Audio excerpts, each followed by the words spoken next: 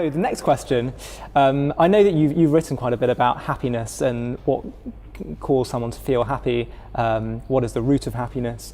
I want to flip that on its head. Obviously you're a medical doctor, and I guess obviously there are reasons for depression, which include chemical imbalances. There are biological factors at play, obviously. But I guess aside from that, how do you understand, what would you argue are the main factors which play into causing someone to be or feel depressed?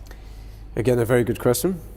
Thank you. And very relevant. Of course, in our age, we have an epidemic of depression. I think it's the second largest killer in the Western world. Right. Even among people who ostensibly are successful and have their needs met, possibly even more among such people.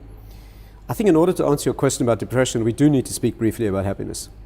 Because you'll see that depression is a failure of these mechanisms that build happiness. In our world, happiness is not a frivolous detachment. If you look in secular culture, I think you'll see that happiness, one way or other, is some sort of detachment. It's either alcoholic or chemical or emotional. People put themselves into a world of entertainment where they can detach from their lives.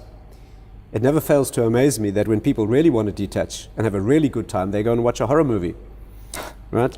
I haven't been to see a movie for decades. I've not been to a theater or a cinema for 40 years. But I see movies all the time because I travel. And as I sit on the plane, I see 15 screens around me, and I can't help seeing what people are watching. They're watching people molested, immolated, shredded, burned, destroyed, cities wiped out, planets exploded, and they seem to be enjoying it thoroughly. I have trouble understanding a society that does that.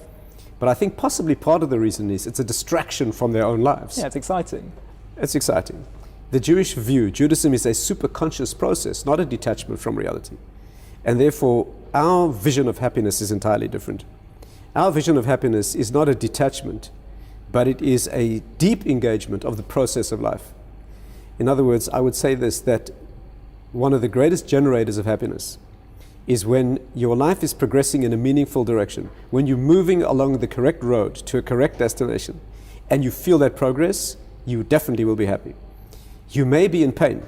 The face may be showing expressions of strain and pain, but at some of life's moment of great engagement of difficulty and effort are some of life's most happy moments.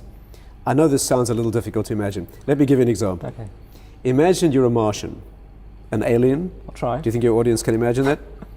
You've landed from another planet. You want to know what humanity is all about. You hire an earthling to take you around human experience. The first place he takes you is to a gym. You put your eye to the keyhole and you see a young fellow working on a machine. He's stretching springs, he's picking up weights, he looks terrible. Pouring with sweat, he's in early kidney failure. You would be convinced that just out of your range of vision stands another earth being with a submachine gun, forcing him into this bizarre form of torture.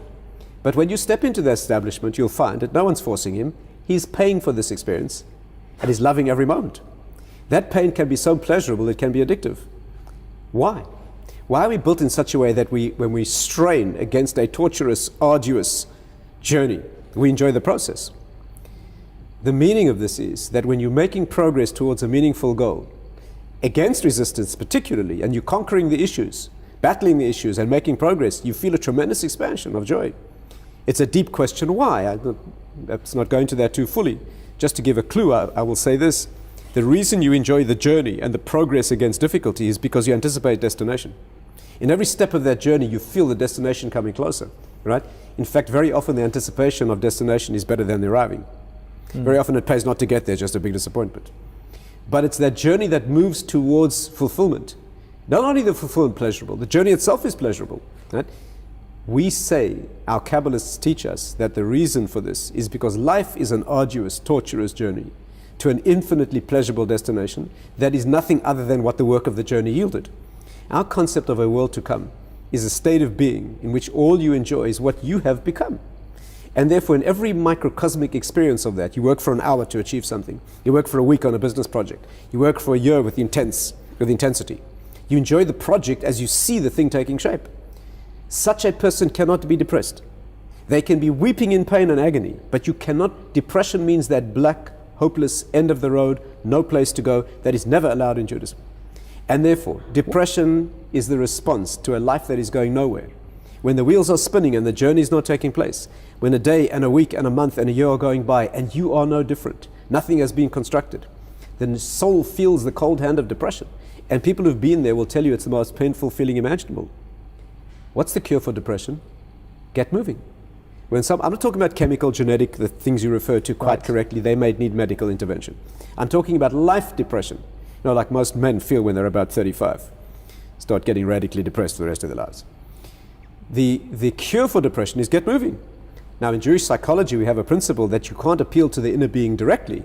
You need to get the external being moving. If you walk up to somebody who's morbidly depressed and say, be happy, they will not be happy. They'll be suicidal. Mm-hmm. Take them for a run. Get them doing something with their hands. Best of all, get them doing something for somebody else. When you're productive and achieving something meaningful, you cannot be depressed. And therefore, in a very small nutshell, the answer to your question is that happiness is the experience of life progressing. Not trivial external frivolity, but the deep feeling of a life that's developing. And depression is the guaranteed consequence of a life that is going nowhere. I'll just add one interesting word. What are these two escapes from depression? What are the two escapes from a life that is not moving? One is depression, and the other is throwing one's life intensely into building something that is meaningless. People who build the world's greatest beer can collection, or modern art collection, whatever it is, as an ideal, that's enough of a drive to keep them satisfied and happy, but nothing meaningful is being constructed. That's a travesty. Depression's better than that, because a depressed person may eventually discover what life's all about.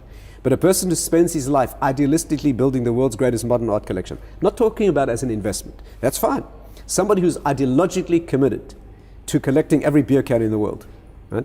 That is enough to drive the neshama, the soul, but it's a travesty because that person will never get anywhere. And that's probably a greater tragedy and travesty than depression. Right. And do you think... By the way, it may be a political power base, it may be muscle, it may be money. Right. But those things are enough All to forms of drive, escape. to satisfy the human drive for progression. And of course, that's not the purpose. The purpose is developing the spirit, family, relationships, the deeply meaningful things. That's the genuine pleasure to be had in the world. Do these things, does this mindset that you speak of always moving forward and getting going, do you think it can apply to people who also have their sort of chemical imbalances, their biological issues as well? Can those things be overcome through the mind? Right, a very meaningful question as well. And we're going to have to make it quick because we only have 1 minute left on just this. to deal with depression and happiness. Well, I would say that speaking medically, we usually find that it is necessary. Even a person who may need medication, very often a cognitive behavioral approach, a psychological approach, a giving of meaning, a providing of an agenda that moves life forward very often works very well synergistically with redressing the chemical balance. Right, they all go hand in hand.